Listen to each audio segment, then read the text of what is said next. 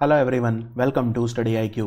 Study I Q के इस video में हम करेंगे एक इंटरेस्टिंग टॉपिक लेकिन इंपॉर्टेंट टॉपिक जो है वंडर्स ऑफ द वर्ल्ड, यानी दुनिया के अजूबे। कोई ऐसी ऑफिशियल कोई बॉडी नहीं है, कोई संस्था नहीं है जो ये बताए कि दुनिया का अजूबा किसे कहा जाएगा, लेकिन एक कन्वेंशन चला आ रहा है, एक हम मानते हैं, कुछ पुरानी किताबों के बल पे मानते हैं और एक न्यू वंडर्स हैं, एक पुराने वंडर हैं, दोनों आपको पढ़ने हैं। तो चलिए पढ़ाता हूं आपको वंडर। तो सबसे पहले एंशियंट वंडर यानी पुराने वंडर्स कौन से हैं, अजूबे कौन से हैं जो बहुत खास रहे हैं। विभिन्न किताबों में इनका जिक्र हमें मिला है और इनको हमेशा से क्लासिक 7 वंडर कहा जाता है, यानी पुराने एंशियंट 7 वंडर। पर ये आपको इसी तरह से याद रखने हैं क्योंकि एग्जाम में क्वेश्चन आता है, 4 नाम दे देंगे, पूछेंगे इनमें से एंशियंट वंडर कौन सा नहीं है। ठीक है, पुराना, क्योंकि नए, अब जैसे ताजमहल है वो क्लासिक 7 वंडर में नहीं आता क्योंकि वो उतना पुराना नहीं है। तो ये कौन कौन से हैं? सबसे पहले हैं great pyramid of Giza. Giza Egypt में है। इजिप्ट की राजधानी कैरो जो है उसके बाहर एक शहर है गीजा, बिल्कुल लगता है उससे, वहां पे है। ये 7 में से बस एक है जो पूरा अभी साबुत बाकी है, बाकी सब टूट चुके हैं। ठीक है, तो बाकी आप देखना भी चाहें तो नहीं देख पाएंगे आप उन्हें, क्योंकि अलग अलग कारणों से वो टूट चुके हैं और इनको हम डिटेल में स्टडी करेंगे। दूसरा है कोलोसस ऑफ रोड्स, बहुत बड़ी मूर्ति है कोलोसस ऑफ रोड्स, ये ग्रीस में है। एक आइलैंड है रोड्स आइलैंड ग्रीस का, वहां पे। Hanging garden of Babylon, Babylon के झूलते हुए बाग, बेबीलोन जो आज इराक में है, साउथ इराक में। फिर लाइट हाउस ऑफ अलेक्जेंड्रिया, ये अलेक्जेंड्रिया शहर इजिप्ट में है। फिर है मोजोलियम एट हालिकार्नासस, ये मकबरा है हालिकार्नासस में, आज टर्की में है ये। और स्टैचू ऑफ जियस, जियस का बुत ओलंपिया ग्रीस में। और finally temple of Artemis at Ephesus, ये एफेसस जो है आज टर्की में है। तो एक एक करके शुरू करते हैं। सबसे पहले हम बात करते हैं पिरामिड्स की। तो जो पिरामिड हैं बहुत सारे हैं, ऐसा माना जाता है 80 से लेके 120 पिरामिड बने हुए हैं। जैसे आप यहां पे देख रहे हैं, ये तो सिर्फ एक पिरामिड है और ये बहुत बड़े होते हैं, बहुत ऊंचे होते हैं। आप यहां पे भीड़ देख सकते हैं, तो एक मानव तो सिर्फ कुछ भी नहीं, मतलब चींटी जैसा नजर आ रहा है यहाँ पे, इतने ऊंचे हैं ये। उस जमाने में कैसे बनाए होंगे, इतने भारी भारी पत्थर रख के इस तरह की शेप दी गई है, इनकी मिस्ट्री आज तक समझ में नहीं आई है। इनमें कई बार ममीज को भी रखा गया है। इजिप्ट के जो लोग हैं वो ये मानते हैं कि मरने के बाद भी जीवन होता है और इसीलिए वो जब व्यक्ति मरता था तो उसके साथ बहुत सारा सामान रखते थे, उसके शरीर पे कई तरह के मसाले, रसायन वगैरह लगा के उनको प्रिजर्व करते थे और वो लाशें आज लाखों साल बाद भी, जो हजारों साल बाद भी वैसी ही मिली हैं। तो ये इजिप्ट के पिरामिड हैं। यहां पे आप ये देख सकते हैं, सामने बना हुआ है, इसको स्फिंक्स बोलते हैं।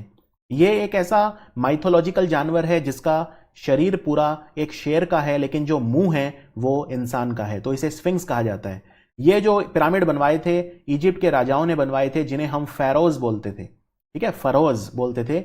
इजिप्ट में जो राजा राज करते थे, ये उनके मकबरे हैं। और इन पिरामिड में जो मैंने आपको बताया 80 से लेके 120 पिरामिड हैं, उनमें जो सबसे अच्छा, सबसे इंपॉर्टेंट जो अजूबा है वास्तव में, वो है ग्रेट पिरामिड ऑफ गीजा। ये है ग्रेट पिरामिड ऑफ गीजा। और ग्रेट पिरामिड ऑफ गीजा जो है ये आज पूरा का पूरा साबुत है, आप इसे जाके देख सकते हैं। इजिप्ट की जो राजधानी है कैरो, ये उसके बाहर है और ये बहुत बड़े बड़े मकबरे हैं फराओ राजा के। ये लाइमस्टोन के बने हैं मेनली, लेकिन इनमें मोर्टार और ग्रेनाइट का इस्तेमाल भी हुआ है। जो एक एंशियंट ग्रीक हिस्टोरियन थे, एक यूनान के इतिहासकार थे, हेरोडोटस, यहां पे आप हेरोडोटस की फोटो देख सकते हैं। उन्होंने अपनी किताब में जो 5वीं शताब्दी ईसा पूर्व में लिखी थी, उन्होंने इजिप्ट के पिरामिड का जिक्र किया और उन्होंने उनको एक अजूबा कहा था। और ये वो माइथोलॉजिकल क्रीचर है जिसका जो शरीर है वो शेर का है लेकिन मुंह इंसान का है और पंख भी हैं इसके पक्षी की तरह। तो ये एक माइथोलॉजिकल क्रीचर है। माइथोलॉजिकल क्रीचर मतलब होता है, माइथोलॉजी मतलब क्या होता है, माइथोलॉजी और हिस्ट्री में क्या फर्क होता है? माइथोलॉजी बोलते हैं पौराणिक कहानियों को। पौराणिक कहानियां वो हैं जो हम ओरल ट्रेडिशन में सुनते आ रहे हैं, जिनका कोई प्रूफ नहीं है, जिनको बहुत ज्यादा प्रूव नहीं किया जा सकता। हम उनको मानते हैं, हमारी मानता है या हमारी उनसे आस्था जुड़ी है। जैसे मैं एक उदाहरण देता हूं, जैसे चाइना के जो लोग हैं वो मानते हैं कि ड्रैगन्स हुआ करते थे, एक ऐसे उड़ने वाले पक्षी हुआ करते थे जिनके मुंह से आग निकला करती थी और वो उसकी पूजा करते हैं। ड्रैगन्स की पूजा चाइना में बहुत ज्यादा होती है, वहां के लोग मानते हैं। लेकिन इस बात के कोई प्रमाण नहीं है, कोई प्रूफ नहीं है, कोई जीवाश्म नहीं मिले हैं इनके। राइट। तो इसको ये नहीं कहा जा सकता कि ये हिस्ट्री है, क्योंकि हिस्ट्री उसे बोलते हैं जब माइथोलॉजी के साथ प्रूफ आ जाता है प्रॉपर, तो उसे हम इतिहास बोलते हैं। समझ में आया?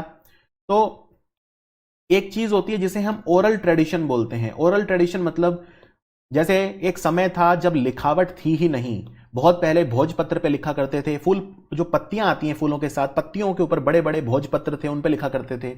तब इतनी लिखावट नहीं होती थी। तो जब लिखावट ही नहीं होगी तो एक पीढ़ी से दूसरी पीढ़ी तक संदेश कैसे जाएगा, राइट। तो वो ओरल ट्रेडिशन में बातों से, राइट, दादा ने फादर को बताया, फादर ने बेटे को बताया, बेटे ने फिर अपने बेटे को बताया, इसको ओरल ट्रेडिशन कहा जाता था। तो बहुत सारी हमारी पौराणिक कहानियां हैं वो ओरल ट्रेडिशन में चलती हैं, और उनमें बहुत सारे बदलाव भी समय के साथ देखने को मिलते हैं, उनमें बहुत सारी बायसेस भी हैं जैसे हिस्ट्री में है। तो ये फर्क होता है माइथोलॉजी में और हिस्ट्री में। तो ये माइथोलॉजिकल क्रीचर है एक, अभी असली में था नहीं था, कोई ऐसा एक पक्षी, या क्या इसको क्या कहेंगे, जिसके पंख पक्षी के हैं, शरीर शेर का है, और जो मुंह है वो ह्यूमन बीइंग का है, लेकिन पौराणिक कहानियों में है, इजिप्ट के लोग मानते हैं, पूजा करते हैं, सब कुछ होता है। तो ये है ग्रेट पिरामिड ऑफ गीजा। तो ग्रेट पिरामिड ऑफ गीजा जो है ये सबसे बड़ा और सबसे पुराना है। जितने भी पिरामिड हैं उनमें सबसे, पिरामिड कॉम्प्लेक्स है, वहां पे बहुत सारे पिरामिड हैं, उनमें सबसे बड़ा और सबसे पुराना है ग्रेट पिरामिड ऑफ गीजा। ये 7 wonder of the ancient world में आता है, और ये पूरा साबुत आज भी है, और ये एकमात्र है 7 अजूबों में से जो आज भी है, बाकी 6 टूट चुके हैं। तो ये मकबरा किसका है, ग्रेट पिरामिड ऑफ गीजा? ये जो चौथी फराहो जो किंग होते थे, फराहो राजा, उनमें चौथा वंश, 4th डायनेस्टी के जो राजा थे जिनका नाम था खुफू, ये उनका मकबरा है। ये उनका मकबरा है जो माना जाता है कि 26वीं शताब्दी ईसा पूर्व में कहीं ना कहीं बनाया गया होगा। समझ में आया? तो ये था पहला अजूबा। अब बात करते हैं कोलोसस ऑफ रोड्स।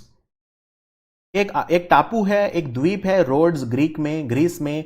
वहां ये ओरिजिनल फोटो नहीं है, ये एक कहते हैं ना कि जो कहानियां सुनी है उनके आधार पर बनाई हुई है। ऐसा माना जाता है कि जो ग्रीक सन गॉड हैं हेलियोस, ठीक है, सूर्य देवता, ग्रीक माइथोलॉजी में उनको हेलियोस बोलते थे, तो उनका एक स्टैचू बना हुआ था। तो ये वो स्टैचू है जो ऐसा माना जाता है कि हुआ करता था। अभी ये ऑब्वियसली नहीं है, और ये जो स्टैचू है ये कहीं ना कहीं 280 ईसा पूर्व के आसपास बनाया होगा, ऐसा माना जाता है। और ये बनाया इसलिए गया था क्योंकि रोड्स जो शहर है, जो द्वीप है, उस पर कई बार आक्रमण हुआ, लेकिन जो ग्रीक सन गॉड हैं हेलियोस, उनकी कृपा से कोई भी उसे जीत नहीं पाया। और ये स्टैचू 33 मीटर ऊंचा था, और ये 226 बीसी में एक अर्थक्वेक आया, भूकंप आया, उसमें टूट के ढह गया। तो ये है कोलोसस ऑफ रोड। तो एग्जाम में क्वेश्चन आए कोलोसस ऑफ रोड्स है क्या, तो बेसिकली ये एक स्टैचू है। किसका स्टैचू है? हेलियोस का, जो ग्रीक सन गॉड है। अब बात करते हैं hanging gardens of Babylon. Babylon जो है इराक में है। आज हम देखें जो इराक की बात करते हैं वहां पे हैं hanging gardens of Babylon. Again इनके बारे में कुछ पता नहीं है, किसी ने देखे नहीं हैं, लेकिन ओरल ट्रेडिशन में माना जाता है कि ये हुआ करते थे, झूलते हुए गार्डन कुछ ऐसे। इसका मतलब हैंगिंग का यहाँ पे ऐसा नहीं है कि झूल रहे हैं वो हवा में, ऐसा नहीं है। इसका मतलब ये है कि ये इस तरह के गार्डन थे जिनमें जो पेड़ हैं वो काफी ऊंचाई पर लगाए गए थे। मैं आपको दिखाता हूं। अगेन ये पेंटिंग्स हैं पुराने जमाने की जिनमें हैंगिंग गार्डन किस तरह के हो सकते थे उसका वर्णन है, लेकिन वास्तव में हैंगिंग गार्डन थे नहीं थे कोई नहीं जानता। ये सिर्फ एक माइथोलॉजिकल टेल है। और यहां पे देख सकते हैं ये पेंटिंग एक है, इसमें दिखाए हुए हैं कि पेड़ जो हैं बिल्डिंग्स के अंदर लगे हुए थे, कितनी ऊंचाई पे पेड़ लगे हुए थे। तो इस तरह के गार्डन हुआ करते थे। कई बार उनमें अप्सराएं, और जैसे हमारे धर्म में होता है ना अप्सराएं, उसी तरह से वहां पे बहुत खूबसूरत जो वुमेन है वो दिखाई गई हैं इन गार्डन्स में। और यहां पे आप पीछे देखिए इस पेंटिंग में एक टावर दिखाई गई है जिसको बोलते हैं tower of Babel. Tower of Babel. तो टावर ऑफ बेबल क्या है इसके बारे में मैं आपको बता देता हूं। इसका जो जिक्र है ये ईसाई धर्म में होता है, और बेबल की टावर बोलते हैं, BABEL, बेबल। जैसा कि आप देख सकते हैं यहां पे ये भगवान ईसा मसीहा हैं, नीचे अपने जो फॉलोअर्स हैं उनके साथ यहां पे खड़े हैं। तो टावर ऑफ बेबल ऐसा माना जाता है ईसाई धर्म में कई जगह पर कि ये एक ऐसी टावर थी जिसका जो ऊपर का सबसे फ्लोर है वो स्वर्ग में था। ठीक है, यानी अगेन ये अब पता नहीं असली में टावर कोई ऐसा था नहीं था, लेकिन ऐसा माना जाता है कि ये जो टावर है ये इतनी ऊंची थी कि धरती से स्वर्ग तक जाती थी। तो इसका आप देख सकते हैं सबसे ऊपर वाला जो फ्लोर है ये टूटा हुआ है, और ये जो है स्वर्ग में है सबसे ऊपर वाला फ्लोर। तो आप धरती से स्वर्ग तक जा सकते हैं, आप भगवान ईसा मसीहा का जो संदेश है उसको मान के जा सकते हैं, लेकिन भगवान ईसा मसीहा ने एक शर्त रखी। वो शर्त ये थी कि जिस दिन दुनिया के सारे लोग एक ही जुबान बोलेंगे, एक ही लैंग्वेज बोलेंगे, उस दिन वो इस टावर को दोबारा बना सकते हैं और वो स्वर्ग तक जा सकते हैं। इस तरह के कई लोग मानते हैं। अब कहना मुश्किल है कि ऐसी कोई टावर असली में थी या नहीं थी, लेकिन तो हैंगिंग गार्डन के बारे में काफी सारी पौराणिक कहानियां हैं, बहुत सारी मैंने खुद पढ़ी हैं। मैंने मतलब बहुत ज्यादा आप मेरे को लगता नहीं आप मानेंगे कि ऐसे गार्डन हुआ करते थे कोई, लेकिन ये आपको एग्जाम के लिए याद रखना है। हैंगिंग गार्डन ये इराक में, जैसे हम आज इराक बोलते हैं, वहां पे किसी समय हुआ करते थे। और हैंगिंग का मतलब ये है कि जो पेड़ हैं वो काफी ऊंचाई पे, जैसे छत वगैरह पे, छज्जा जिसे बोलते हैं, वो सब पे लगे हुए थे। चलिए अब बढ़ते हैं आगे। तीसरा जो हम पढ़े, बल्कि चौथा जो हम पढ़ेंगे वो है लाइट हाउस ऑफ अलेक्जेंड्रिया, जिसे फरोज ऑफ अलेक्जेंड्रिया भी बोलते हैं। यह भी टूट चुका है, धरती भूकंप आया था तब ये एक ढह गया था। तो ये 3D रिकंस्ट्रक्शन है, यानी कैसा हुआ होगा, ये कंप्यूटर से बनाया हुआ है, ये असली में नहीं है क्योंकि वहां कुछ नहीं है। लाइट हाउस क्या होता है? लाइट हाउस एक इमारत होती है जो काफी ऊंची होती है, इसके सबसे ऊपर से लाइट निकलती है और ये लाइट जो जहाज होते हैं उन्हें रास्ता दिखाती है रात के समय में। अब लाइट हाउस वैसे हर जगह होते हैं, लेकिन खास तौर पे जब जहाज तट के नजदीक आता है तो वहां पे लाइट हाउस उसे रास्ता दिखाता है, क्योंकि तट के पास जब वो आता है तो पानी का जो स्तर है वो काफी कम हो जाता है, तो जहाज के फंसने के चांस हो जाते हैं। तो लाइट हाउस नेविगेशन में मदद करते हैं। तो ये मानते हैं कि इतना ऊंचा लाइट हाउस था कि ये 100 मीटर कम से कम ऊंचा रहा होगा, और ये अलेक्जेंड्रिया शहर में था, जो अलेक्जेंड्रिया आप जानते हैं कहां है, ठीक है। तो ये है लाइट हाउस ऑफ अलेक्जेंड्रिया या फरोज ऑफ अलेक्जेंड्रिया इसे बोला जाता है।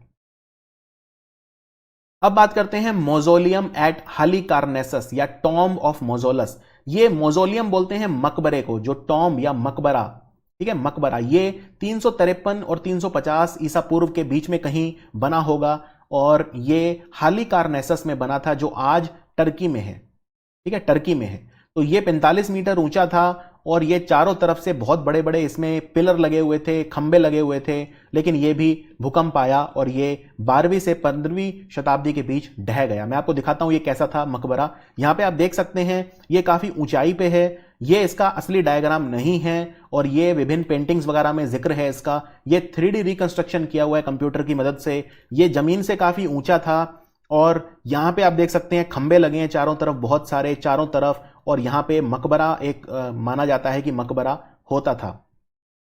तो ये जो मकबरा है ये टर्की में, आज की तारीख में जो टर्की है वहां पे कभी होता था, मौजोलियम एट हालिकार्नेसस।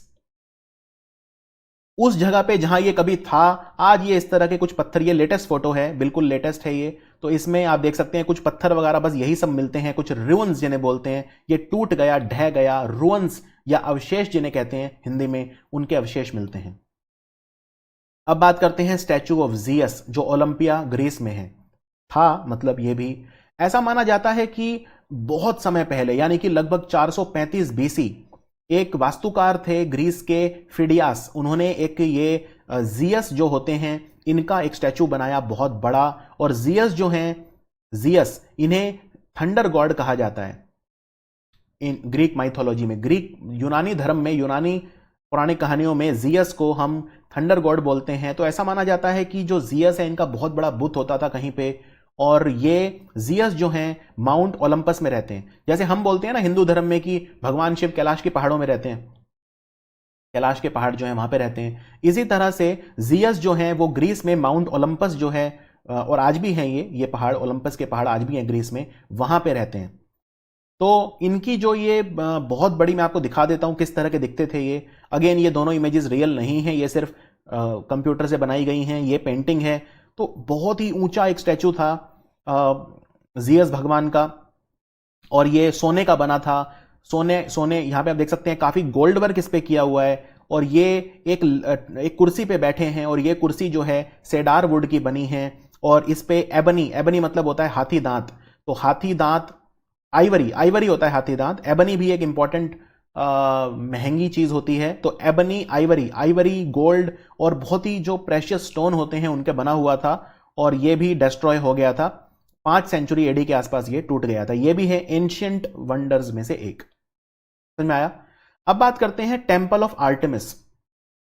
आज जहां पे टर्की है, ये भी ये देखिए, ये रुअन्स हैं, अवशेष हैं, लेकिन एक समय माना जाता है ये फोटो कंप्यूटर से बनाई हुई है। लोग कहते हैं कि इस तरह की एक बिल्डिंग हुआ करती थी जिसे टेम्पल ऑफ आर्टेमिस कहते हैं। ये एफएसएस में थी। एफएसएस जो है आज ये टर्की में पड़ेगा आज के हिसाब से। तो ये है टेम्पल ऑफ आर्टेमिस। ये भी माना जाता था कि एक बहुत इंपॉर्टेंट है। और आर्टेमिस भी एक भगवान है, और ये भगवान हमेशा एक देवी के साथ रहते हैं जिनका नाम है डायना। तो इसे टेम्पल ऑफ आर्टेमिस या टेम्पल ऑफ डायना भी बोलते हैं। टेम्पल ऑफ डायना भी बोलते हैं, लेकिन ये अब नहीं है। यहां पे रुअन्स हैं, अवशेष पाए जाते हैं। समझ में आया? तो ये 7 चीजें मैंने आपको बता दी और मैंने वहां पे लिख भी दी थी। काफी इंटरेस्टिंग है ये स्टोरीज, लेकिन एग्जाम में देखे हैं मैंने क्वेश्चन, और 3-4 मैंने एग्जाम से उठा के डाल भी दिए एंड में। अब मैं आपको बताता हूं न्यू वंडर्स, नए नए 7 अजूबे कौन से हैं। और ये ही वाले बस याद रखने हैं, ठीक है? इनके अलावा वो ठीक है, कोई अब जैसे मान लो लोग कहते हैं कि पीसा की झुकती मीनार, लेकिन पीसा की झुकती मीनार ना एंशियंट वंडर में है और ना न्यू वंडर में है, वो अलग है। आप उसको याद रख सकते हैं, लेकिन वो न्यू 7 वंडर में नहीं आती। तो न्यू 7 वंडर यही है जो मैंने यहां पे लिखे हैं। चीन की दीवार, एक शहर है पूरा पेट्रा जॉर्डन में, जॉर्डन कंट्री है एक वेस्ट एशिया में। क्राइस्ट द रेडीमेड, भगवान ईसा मसीहा का बुत है बहुत बड़ा, ब्राजील रियो डी जेनेरियो में। माचू पिचू पेरू में है। चिचन इट्जा ये मैक्सिको में है, बहुत वैसा शहर है जैसे हड़प्पा नहीं होता था, हड़प्पा मोहनजोदड़ो, उसी तरह के शहर हैं ये, पेट्रा, चिचन इट्जा।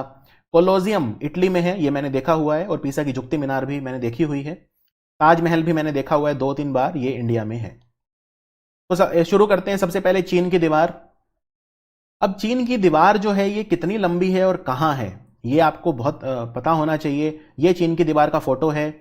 आप देख सकते हैं कि चीन की जो दीवार है, ये कहने को दीवार है लेकिन ये प्रॉपर किला है, फोर्टिफिकेशन है, जिससे कोई आ ना पाए। और इनके ऊपर सेना खड़ी होती थी राजा की, तो नजर रखते थे वो, काफी ऊंचाई पे बनी हुई है। तो ये चीन की दीवार है, ठीक है? ग्रेट वॉल ऑफ चाइना बोलते हैं। ऐसा भी बोलते हैं कि ये चांद से दिखती है, लेकिन ये एक मिथ है, ये एक ऐसा माना जाता है, लेकिन साइंटिस्ट कहते हैं कि वो वहां से नहीं दिखती। तो ये जो दीवारें हैं अलग अलग राजाओं ने बनवाई। ये 7वीं शताब्दी बीसी में बननी स्टार्ट हुई। फिर बहुत सारे और राजा हैं जैसे किन शी हुआंग, और उन्होंने, ये पहले एम्परर थे चाइना के, किन शी हुआंग, उन्होंने भी बनवाई। बाद में और भी आए जिन्होंने मिंग डायनेस्टी वगैरह में भी बनवाई। 1368 से 1644 तक लगातार इसका निर्माण चलता रहा। तो यूरेशिया, यूरोप और एशिया पहले एक हम मिला के बोलते थे यूरेशिया। वहां पे घास के मैदान है, टेम्परेट ग्रासलैंड है जिन्हें स्टेपीज बोलते हैं। वहां पे बहुत सारे आदिवासी लोग थे, वो घुस आते थे चाइना में, तो चीन के राजाओं ने उनको दूर रखने के लिए बनवाई, ऐसा भी माना जाता है। तो इसके कई पर्पस थे। चीन की दीवार का पहला काम था डिफेंस, रक्षा करना। फिर बॉर्डर की तरह काम करती थी। इसके ऊपर तोप वगैरह रखी जाती थी, बंदूकें रखी जाती थी, गैरिसन स्टेशन, सिग्नलिंग कैपेबिलिटी, आप इस पे खड़े होकर सिग्नल कर सकते हो। तो बहुत सारी चीज जो हैं उनके लिए इसका इस्तेमाल किया जाता था। तो चीन की दीवार कहां है, यहां पे देखिए, ये चीन का बॉर्डर, ये नॉर्थ कोरिया है, ठीक है? नॉर्थ कोरिया का ये चाइना बॉर्डर है, नीचे साउथ कोरिया है, ठीक है? इसे कोरियन पेनिनसुला बोलते हैं पूरे को, इसको भूल जाओ। लेकिन चीन का ये बॉर्डर है, इतना बड़ा बॉर्डर चीन का है, ये पूरा, ये मंगोलिया है, ये मंगोलिया है कंट्री। लेकिन चीन का बॉर्डर रशिया से लगता है। तो चीन का बॉर्डर रशिया के साथ कहां है, यहां, ये बॉर्डर जो मैं दिखा रहा हूं, ये बॉर्डर जो है चीन का रशिया के साथ है। और यहां पे एक शहर है रशिया का जिसे बोलते हैं व्लादिवोस्तोक, व्लादिवोस्तोक, ठीक है?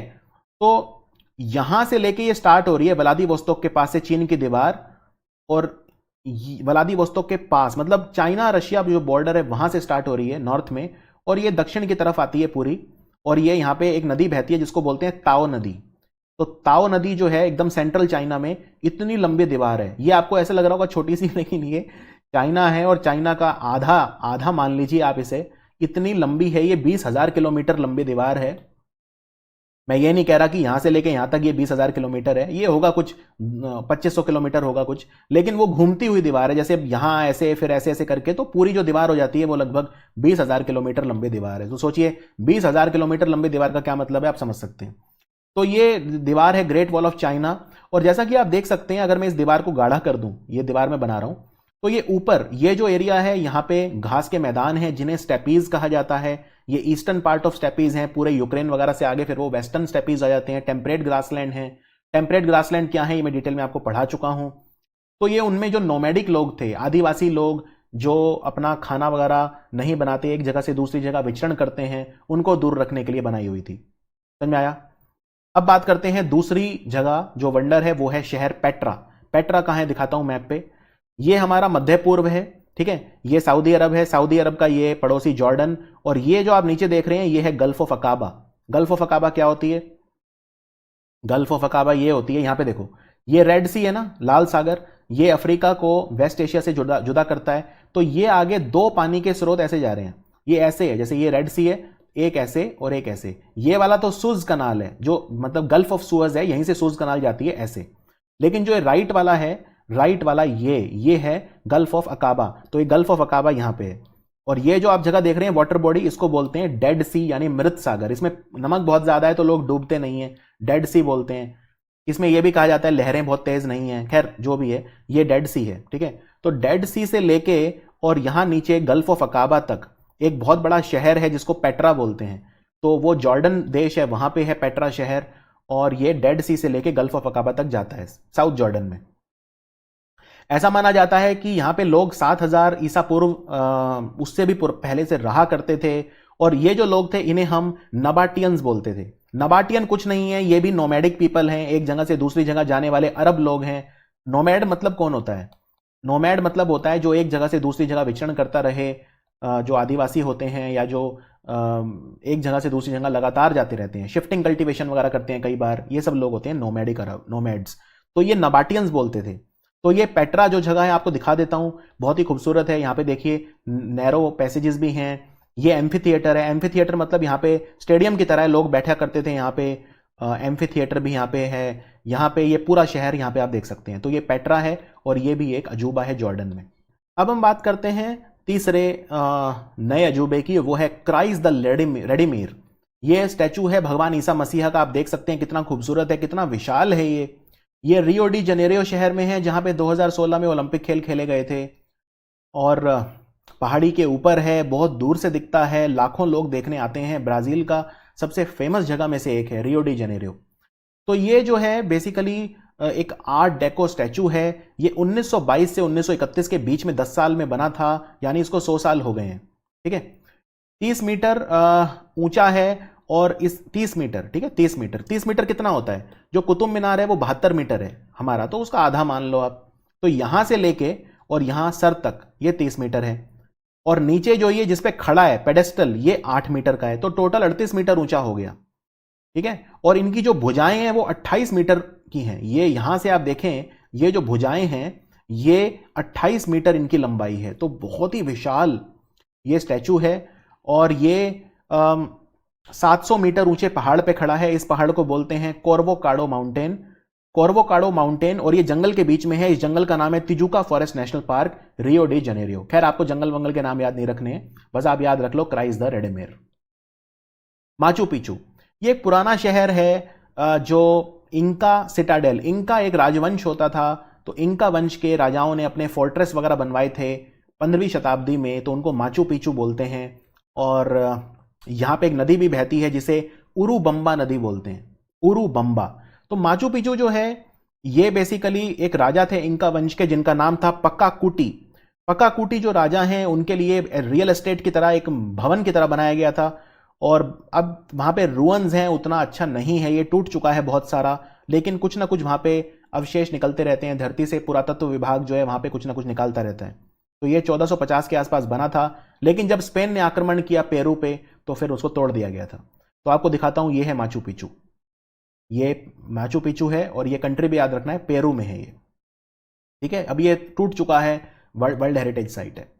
अब बात करते हैं चिचन इट्जा। यहां पे भी पिरामिड हैं, लेकिन वो इजिप्ट वाले पिरामिड अलग हैं, ये अलग हैं। चिचन इट्जा में भी एक पुराना शहर है जो माया वंश के उसने बनवाया था। मायन सिविलाइजेशन सुना होगा आपने, मायन एम्परर, उन्होंने बनवाया था। और ये मैक्सिको में है चिचन इट्जा। आपको दिखा देता हूं, ऐसा दिखता है चिचन इट्जा। ये ऊपर से तस्वीर ली गई है, आप देख सकते हैं ये पिरामिड अलग तरह के हैं थोड़े। और ये भी एक टूटा फूटा शहर है जो बसाया गया था। तो बस इसमें इतना ही है, चिचन इट्जा। यहां मैक्सिको में बहुत ज्यादा लोग जाते हैं। और यहां पे ये मंदिर भी है जिसे टेम्पल ऑफ 1000 वॉरियर्स बोलते हैं, टेम्पल ऑफ 1000 वॉरियर्स। यहां पे ये 1000 पिलर हैं, कुछ इस तरह से टेम्पल है मैक्सिको में। ये वही है चिचन इट्जा। अब बात करते हैं कोलोजियम। यहां पे मैं गया हुआ हूं, 2019 में गया था। ये बेसिकली एक स्टेडियम की तरह है, जैसे स्टेडियम होता है, एम्फी थिएटर बोलते हैं। यहां पे अंदर 50,000 लोग बैठ सकते थे उस जमाने में, ठीक है, 50,000 लोग बैठ सकते थे। तो बहुत बड़ा एम्फी थिएटर, इटली की राजधानी रोम में है। और ऐसा माना जाता है कि ये जो बनना शुरू हुआ था 72 सीई में शुरू हुआ था और 80 सी यानी 8 साल में बन के खत्म हुआ था। और जब शुरू हुआ तो उस वक्त वेस्पासियन राजा का राज था, जब खत्म हुआ तो टीटस राजा का राज था। यहां पे जो कैदी हैं उन्हें फांसी दी जाती थी, यहां पे ग्लैडिएटर की फाइट्स करवाई जाती थी, जानवरों से फाइट करवाई जाती थी, एंटरटेनमेंट का मतलब सब था यहां पे, लोग इकट्ठे होते थे, शोर मचाते थे, तो वो सब था यहां पे। तो ये होता था कोलोजियम में। तो ये आपको क्लियर हुआ। अब मैंने आपको बता दिया कि पुराने 7 वंडर और नए 7 वंडर कौन से हैं। उनके अलावा अब मैं कुछ और चीजें आपको बता देता हूं जो एग्जाम में आ सकती हैं। सबसे पहले पीसा की झुकती मीनार, ये भी मैं देखी हुई है मैंने, बहुत खूबसूरत है ये जगह। आपने शायद मेरी फोटो भी देखी होगी सोशल मीडिया पे। ये पीसा की झुकती मीनार है और ये झुकी हुई है, 4 डिग्री झुकी हुई है। एक्चुअली इसकी जो नींव है वो मजबूत नहीं थी, इस वजह से मीनार झुक गई पर गिरी नहीं। एक समय तो ऐसा आया जब ये मीनार लगभग 5.5 डिग्री झुक गई थी, तो ऐसा लगा गिर ना जाए, फिर इसको दोबारा सीधा किया गया, यहाँ पे बेसमेंट वगैरह उसमें वो लगा के। तो आज ये लगभग 3.97 यानी लगभग 4 डिग्री का झुकाव है इसमें, पीसा की झुकती मीनार, ठीक है। और ये इटली में है और बस इसमें इतना याद रखना है, 12वीं शताब्दी के आसपास बनी थी ये। फिर ये स्टोन हेंज है, ये पत्थर है देखो, बड़े बड़े पत्थर, और ये ऊपर इनके लेटे हुए पत्थर, तो ये स्टोन हेंज बोलते हैं इन्हें। ये इंग्लैंड में है, सेलिसबरी प्लेन में, इंग्लैंड, बस इंग्लैंड याद रख लो काफी है। स्टोन हेंज डायरेक्ट क्वेश्चन आता है, स्टोन हेंज कहां पे है, तो स्टोन हेंज जो है बहुत बड़े बड़े पत्थर हैं, लगभग 13 फीट ऊंचे पत्थर और 7 फीट चौड़े। एक पत्थर का वजन लगभग 25 टन है। और ऊपर से हॉरिजॉन्टल पत्थर हैं जो इनको कनेक्ट करते हैं। यहां पे आप देख सकते हैं खड़े हुए पत्थर अलग हैं, वर्टिकल, और ये हॉरिजॉन्टल भी हैं इनके ऊपर रखे हुए। और ये सबसे फेमस जगह है इंग्लैंड में देखने की, सबसे फेमस में से एक। तो ये आपको बस इतना याद रखना है इंग्लैंड में। फिर बागान, बागान शहर वर्ल्ड हेरिटेज साइट है, ये म्यांमार में है। ये बेसिकली क्या है, 9वीं से 13वीं शताब्दी के बीच म्यांमार में पगान राजा थे, उन्होंने बहुत सारे पगोड़ा बनवाए, बहुत सारे बुद्धिस्ट मंदिर, क्योंकि म्यांमार बुद्धिस्ट कंट्री है, तो वहां पे बुद्धिस्ट टेम्पल बने 10,000, पगोड़ा बने, मोनेस्ट्रीज बने, और बाद में उनमें से लगभग 2200 बुद्धिस्ट टेम्पल हैं जो आज भी बचे हुए हैं, कुछों के अवशेष हैं। तो ये भी एक पुराना शहर है जो टूट चुका है, बागान, लेकिन ये वर्ल्ड हेरिटेज साइट है, कई लोग इसे भी अजूबा मानते हैं। आप यहाँ पे फोटो देख सकते हैं, पैनोरेमिक फोटो है, तो इसमें आप देख सकते हैं बहुत सारे यहाँ पे पगोड़ा, मोनेस्ट्री और ये सब बने हुए हैं, तो कई लोग इसे म्यांमार में देखने जाते हैं। अब श्रीलंका में बात करते हैं, सिगिरिया या सिंहागिरी भी बोलते हैं। सिंह मतलब होता है शेर, तो शेर के पैरों के निशान है यहाँ पे। ये बेसिकली पैरों के निशान से मतलब शेर के पैरों की आकृति में एक घर बनवाया एक राजा ने अपना, बहुत प्रतापी राजा थे, राजा कश्यप। तो राजा कश्यप जो हैं इन्होंने अपनी कैपिटल बनवाई, लेकिन ये कैपिटल कैसी थी, चट्टान के ऊपर, और यहाँ पे चढ़ के जाना होता है, और वहां पे जो गेट बना हुआ है वो 2 शेरों के पैर के बीच में से गेट बना हुआ है। मैं फोटो दिखाता हूं, ये देखो, ये कितनी ऊंची चट्टान है जमीन से, कितनी ऊंची चट्टान, इसके ऊपर राजधानी बसाई राजा ने अपनी। तो ये बहुत देखने लायक चीज है, श्रीलंका में यूनेस्को वर्ल्ड हेरिटेज साइट है। और ये 470 से 495 एडी में बनी थी। यहां पे आप देख सकते हैं ये शेर के पैरों के निशान के जो तरह, जिसे बोलते हैं पॉ ऑफ द लायन, उसकी शेप में ये बनवाया हुआ है दरवाजा। ये देखिए, ये ऊपर जाने के लिए आपको यहां से सीढ़ियां चढ़नी पड़ेंगी, नीचे से पूरी सीढ़ियां, और जब आप गेट पे जाएंगे तो गेट में दोनों तरफ शेर के पैरों के निशान की शेप में आकृतियां बनवाई हुई हैं। यहां पे देखिए, यहां से आपको ऊपर चढ़ना होगा, बहुत सारी सीढ़ियां चढ़ के आप ऊपर पहुंचोगे, और जब ऊपर पहुंचोगे तो आपको ऐसा नजारा दिखेगा। ये ऊपर से फोटो है, इस तरह से रुअन्स हैं, अवशेष हैं। अब तो अब राजधानी कहां है, ये देखिए, ये एरोप्लेन से खींची हुई फोटो है, मतलब हेलीकॉप्टर वगैरह से, ड्रोन से। तो इसमें आप देख सकते हैं यहाँ पे ये बीच में एक पानी का स्रोत भी है, यहाँ पे कई सारी आकृतियां हैं, रहने के लिए एक महल टाइप है, टूटे हुए फोर्टिफिकेशंस हैं, और चारों तरफ बहुत ज्यादा नेचुरल ब्यूटी है। तो बहुत फेमस है ये जगह, सिंहागिरी, श्रीलंका में। तो 1-2 क्वेश्चन आपको बताता हूं, ठीक है, 1-2 क्वेश्चन का अभ्यास कर लेते हैं। इनमें से कौन सा मॉन्यूमेंट, कौन सा स्मारक है जो 7 न्यू वंडर में नहीं आता, ठीक है, नए वंडर्स में? ताजमहल आता है, चिचन इट्जा आता है मेक्सिको में, रुइन ऑफ पेट्रा जॉर्डन में आता है, आईफिल टावर नहीं है। माचू पिचू को किसने बनवाया? माचू पिचू कहां है? माचू पिचू पेरू में है, और इसको बनवाया पाका क्यूटेक राजा ने। जो हेलिकार्नेसस का मौजोलियम है वो क्या है? क्या वो मकबरा है, क्या वो लाइट हाउस है, क्या वो बुत है, या वो गार्डन है?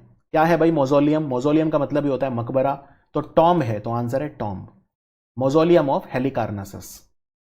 चिचन इट्जा को किसने बनवाया, किस सिविलाइजेशन ने बनवाया? चिचन इट्जा, तो इसको बनवाया मायंस ने। चिचन इट्जा मैक्सिको में है, तो मायन सिविलाइजेशन जो थी उन्होंने बनवाया था चिचन इट्जा। तो इस तरह के क्वेश्चन आ सकते हैं, बाकी कुछ भी आ सकता है। अच्छे से मैंने आपको कवर करवा दिया है ये टॉपिक, वरना आप छोड़ के जाते, आपको याद नहीं होती ये चीज़ें। इसमें आपको विजुअलाइजेशन के साथ मैंने और भी बहुत इंटरेस्टिंग चीज़ें मैंने आपको बताई। तो ये एक आपके लिए एक तरह का कहते हैं ना एड्यूटेनमेंट, कि भाई एजुकेशन भी और एंटरटेनमेंट भी। तो ये अच्छे से पढ़िए और स्टैटिक जीके में ये आपको नंबर दिलवा सकता है। तो मिलते हैं स्टैटिक जीके के बाकी वीडियो में। Thank you for watching study IQ।